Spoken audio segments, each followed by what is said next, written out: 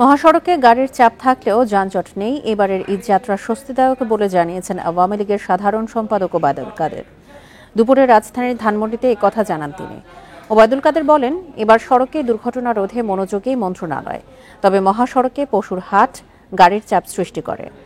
জনগণের দুর্ভোগ এড়াতে সংশ্লিষ্টদের ব্যবস্থা নিতে নির্দেশনা দেওয়া হয়েছে। পরে বিএনপি প্রসঙ্গে ওবায়দুল কাদের বলেন, দলটির দুর্নীতিবাজ নেতারা এখন দুর্নীতির বিরুদ্ধে কথা বলে, অথচ ক্ষমতায় থাকাকালে লুটপাট করে দেশকে ধ্বংসের দ্বারপ্রান্তে নিয়ে গিয়েছিল। তারেক রহমান প্রসঙ্গে বলেন, বিএনপি তাকে ভালো মানুষ সাজাতে চায়, তবে তার শাস্তি হয়েছে। এবার দেশে ফিরে এসে সাজা ভোগ করতে হবে। এখন জন্ম সনদ দিয়ে খোলো বিকাশ স্টুডেন্ট অ্যাকাউন্ট। নিজের বিকাশ নিজে কর। চাপ আছে, কিন্তু যানজট যাকে বলে সেটা এখনো নেই।